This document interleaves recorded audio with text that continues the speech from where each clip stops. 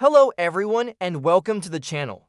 Today we're traveling to Wales, a country known for its ancient Celtic roots, breathtaking landscapes, and a powerful industrial past.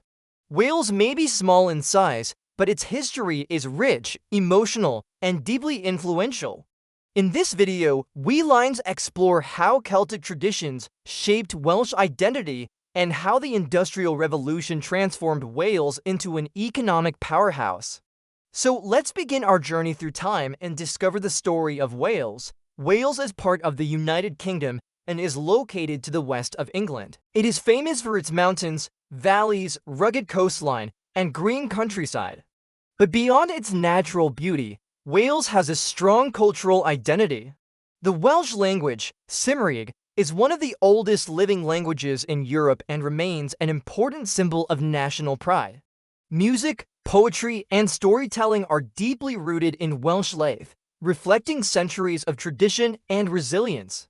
This identity is more than just scenic views, it's a living, breathing culture that has survived for thousands of years. Think of the rolling green hills, not just as landscapes, but as lands that have witnessed countless battles, celebrations, and songs.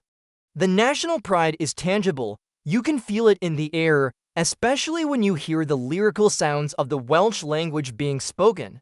It's this deep connection to the land and its past that makes Wales so unique.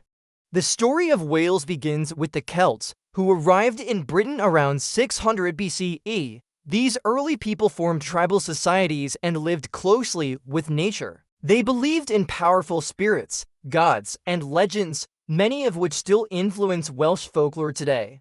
The Celts spoke a Brythonic language, which later developed into modern Welsh. Even after invasions by Romans, Anglo-Saxons, and Vikings, the Welsh managed to preserve their language and traditions, setting them apart from much of Britain. Imagine a time when communities were guided by the cycles of the seasons and the spirits of the land.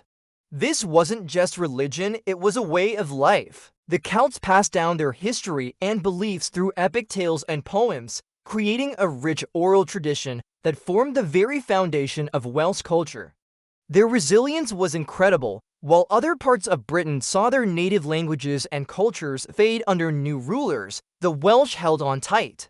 This determination to maintain their identity is a recurring theme throughout Welsh history. The rugged, mountainous terrain of Wales acted as a natural fortress, helping these Celtic communities to resist assimilation and preserve their unique heritage. It was this fierce independence that would define their encounters with the mighty Roman Empire. The Romans invaded Britain in 43 CE, but Wales was not easily conquered. Welsh tribes fiercely resisted Roman control due to the region's mountainous terrain and strong warrior culture. Eventually, the Romans built forts and roads, especially in southern Wales, to maintain control. However, Roman influence in Wales was limited compared to England, allowing Celtic traditions to survive more strongly. You can still see the remnants of Roman occupation today, like the fortress at Caerleon. But while the Romans left a mark, they never fully subdued the Welsh spirit. In the high peaks and deep valleys, Celtic life continued, largely untouched by Roman laws and customs. This period of resistance wasn't just about fighting, it was about cultural survival. And when the Romans finally left Britain, it was these enduring Celtic traditions that would shape the future of Wales. After the Romans left, Wales entered the medieval period. Powerful Welsh kingdoms emerged, ruled by princes like Llywelyn the Great and Llywelyn ap Griffith. This era is famous for its castles. When England tried to conquer Wales, massive stone castles were built, including Carnarvon, Conway, and Harlech. These castles still stand today as symbols of conflict, power, and survival. In 1282, Wales was officially conquered by England, but the Welsh spirit remained unbroken. These medieval princes weren't just rulers. They were symbols of a unified Welsh identity, fighting to keep their independence against growing English power. The castles built by the English crown were a clear statement of dominance, imposing fortresses designed to control the Welsh people. But if you look closely, you'll also find Welsh-built castles, like Castell y Bir, which tell a different story, one of native resistance. The fall of the last independent Welsh prince, Llewellyn ap Griffith, was a turning point. It marked the end of Welsh sovereignty, but not the end of the Welsh nation. The spirit of defiance and the desire for self-determination didn't just disappear. It simply went underground, preserved in the language, the music, and the hearts of the people.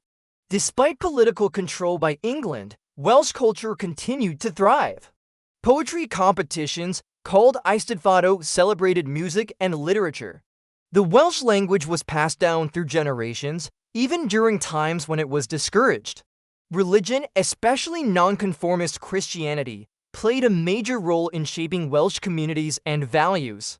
The Eisteddfod is a perfect example of this cultural resilience. It's a festival of literature, music, and performance that has its roots in the 12th century and continues to this day. It became a powerful way to keep the Welsh language and artistic traditions alive. Similarly, the rise of chapels in the 18th and 19th centuries created strong, close-knit communities that acted as guardians of Welsh identity, often in defiance of the Anglican Church imposed by England. In the late 18th and 19th centuries, Wales was transformed by the Industrial Revolution. Rich natural resources such as coal, iron ore, and slate turned Wales into one of the most industrialized regions in the world. South Wales became famous for coal mining, while ironworks and steel industries grew rapidly. Towns and cities expanded, and thousands of workers moved into valleys to work in mines and factories. Suddenly, the green valleys of South Wales turned black with coal dust. Wales wasn't just a land of poets and farmers anymore. It was the engine room of the British Empire. Welsh coal powered the Royal Navy's ships, and Welsh iron built railways across the globe. This was a period of immense change and immense wealth, but that wealth came at a very high price. The scale of this transformation is hard to imagine. Entire landscapes were reshaped by mining and industry. New communities sprang up almost overnight in places that were once quiet and rural. This industrial boom brought people from all over Wales and beyond, creating a new kind of Welsh identity, one forged in the heat of the furnace and the darkness of the coal mine. Industrial life was tough. Coal miners worked long hours in dangerous conditions. Accidents, health problems, and poverty were common. However, strong community bonds developed. Workers supported each other, formed trade unions, and fought for better rights. These struggles played an important role in shaping modern labor movements in Britain. The sense of community in the Welsh valleys was legendary. Neighbors were like family, and everyone looked out for one another. This solidarity was essential for survival, both underground in the mines and above ground in daily life. Out of this hardship, a powerful political consciousness emerged. The Welsh miners and steelworkers were at the forefront of the fight for workers' rights, and their legacy continues to influence social justice movements today. By the mid-20th century, Welsh industries began to decline. Coal mines closed and unemployment increased. Entire communities were affected. Despite these challenges, Wales adapted. New industries, tourism, education, and cultural revival helped rebuild the economy and restore pride in Welsh identity. The closure of the mines was devastating. It didn't just mean the loss of jobs, it felt like the loss of a way of life. The very heart of these valley communities was ripped out. But the Welsh are nothing if not resilient. In the face of economic hardship, they turned once again to their culture and heritage. The focus shifted to preserving the Welsh language, promoting tourism, and investing in new technologies, finding new ways to define what it means to be Welsh in a post-industrial world. Today, Wales is a modern nation with its own government, the Senate, and a renewed focus on preserving language and culture. Cities like Cardiff are vibrant and modern, while rural areas maintain strong traditions. Wales proudly celebrates its Celtic heritage while embracing the future. Walk through Cardiff today, and you'll feel an energy that's both historic and forward-looking. The Senate, or Welsh Parliament, is a symbol of modern Welsh self-governance. At the same time, the Welsh language is experiencing a renaissance, with more speakers now than there have been in decades. This balance between honoring the past and building a new future is what makes contemporary Wales so dynamic and exciting. Wales is a land shaped by both ancient Celtic traditions and a powerful industrial history. Its story is one of resilience, identity, and community. From the songs of the Celts to the echoes of coal mines, Wales stands as a powerful example of how history and culture can survive change.